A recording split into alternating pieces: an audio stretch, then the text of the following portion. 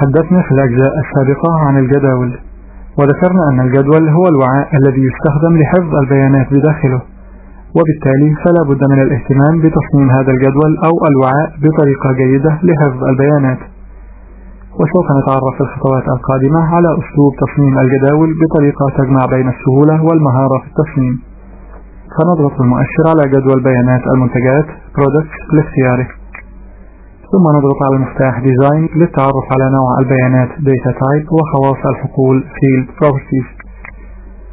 وقد تعرفنا في الأجزاء السابقة على أنواع البيانات Data Type، وسوف نتعرف في هذا الجزء على خواص الحقول Field Properties. وكما نرى تظهر خواص الحقول في الجزء السفلي من النافذة. فإذا اخترنا الحقل الخاص برقم المورد Supplier ID والذي له نوع البيانات Number كما نرى في العمود Data Type، سوف تظهر الخواص الخاصة بهذا النوع من البيانات في لوحة المتغيرات General الموجودة في الجزء Field Properties. وكما ذكرنا سابقا أن خواص الحقل التي يتم عرضها داخل هذه اللوحة تتغير تبعا لنوع البيانات الخاص بالحقل. فبالتنقل بين هذه الحقول نلاحظ تغير الخواص التي يتم عرضها داخل هذه اللوحة تبعا لنوع البيانات المستخدم مع الحقل. وفي أعلى هذه اللوحة نرى الخاصية Field Size، وتستخدم هذه الخاصية لتحديد حجم ونوع الأعداد Numbers التي سيتم إدخالها إلى هذا الحقل. ونرى أن الاختيار الافتراضي لهذه الخاصية هو Long Integer، وبالضغط على هذا السهم نرى العديد من أنواع البيانات الخاصة بالأعداد والتي يمكن اختيار أحدها. وسوف نتعرف على هذه الأنواع للبيانات تفصيليا في جزء قادم. وفي الخانة Format يتم تحديد التنسيق المستخدم مع البيانات التي سيتم إدخالها داخل هذا الحقل. وبالضغط على هذا السهم على يمين الخانة نرى العديد من تنسيقات الأعداد سابقة الإعداد التي يمكن استخدامها، كما يمكننا تخصيص التنسيق الذي نريده للأرقام من خلال خيارات اللغة Regional Settings الخاصة بالجهاز. وفي الخانة Decimal Places نحدد عدد الخانات العشرية التي نريد استخدامها مع الأرقام من خلال هذه القائمة. أما الخاصية Input Mask فتستخدم لإجبار المستخدم على إدخال بيانات الحقل بنمط معين. وفي الخانة Caption يتم تحديد عنوان لهذا الحقل، وفي حالة عدم تحديد عنوان للحقل في هذه الخانة فسوف يستخدم اسم الحقل كعنوان لهذا الحقل. وفي الخانة Default Value نحدد القيمة الافتراضية التي تظهر داخل الحقل بمجرد إنشاء سجل جديد داخل الجدول. أما الخانة Validation Rule فتستخدم لإضافة تعبير Expression يستخدم لتحديد القيم التي يتم إدخالها داخل هذا الحقل.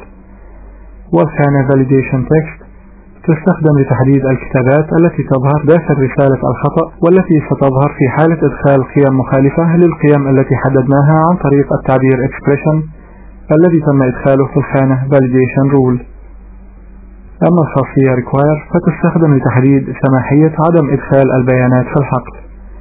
فعند اختيار Yes من هذه القائمة فهذا معناه أنه لا يسمح بترك الحقل خالي بدون أي بيانات. وتستخدم الخاصية Index لعمل فهرسة للجدول باستخدام هذا الحقل.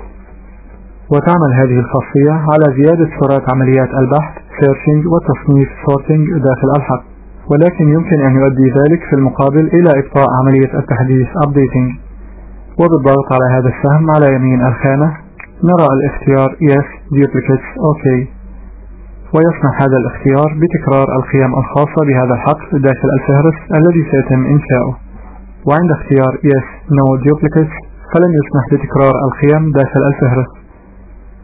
كما يسمح لنا البرنامج بإنشاء فهرس Index باستخدام أكثر من حقل، وذلك عن طريق فتح القائمة View واختيار Indexes، فيظهر المربع الحواري الذي يمكن من خلاله تحديد الحقول التي نريد استخدامها في إنشاء الفهرس. فنضغط على مفتاح Close لإغلاق المربع الحواري. وبالانتقال إلى أي حقل له نوع البيانات Text على سبيل المثال نلاحظ وجود الخواص الجديدة المتعلقة بهذا النوع من البيانات مثل Allow Zero Length. وتعمل هذه الخاصية على السماح بإدخال قيم خالية داخل الحقل، وذلك لتمييز الحقل عن الحقول التي لا تحتوي على أي قيم والتي يطلق عليها الاسم Null Values. ويتم إدخال القيم الخالية داخل الحقل بإدخال علامتي quotation marks متتاليتين. ويجب ملاحظة أن هذه الخاصية لا تظهر إلا مع الحقول ذات النوع text وميمو وهايبرلينك. أما الخاصية Unicode Compression فتستخدم لعمل معادلة لتأثير استخدام النظام Unicode والحصول على أفضل أداء، حيث أنه في النظام Unicode يتم تمثيل كل حرف في 2 بايتس، وهو النظام المستخدم مع كل من Access XP و Access 2000، على عكس النظام Single Code حيث يتم تمثيل كل حرف ب1 بايت، وهو النظام المستخدم مع Access 97 والإصدارات التي تسبقه. وبذلك فإن الحقول ذات النوع text وميمو وهايبرلينك تأخذ مساحة تخزينية عالية داخل Access XP على عكس Access 97، ولهذا فسوف نترك الاختيار الافتراضي Yes لهذه الخاصية كما هو، حيث يتم عمل ضغط للحروف عند تخزينها داخل قاعدة البيانات، ثم إعادة فك هذا الضغط عند استرجاع البيانات من قاعدة البيانات، حيث أنه إذا كان البايت الأول من الحرف يحتوي على القيمة 0 فهذا يدل على أن هذا الحرف مضغوط. أما إذا كانت قيمة البايت الأول أي قيمة أخرى بخلاف الصفر فإن الحرف يكون غير مضغوط.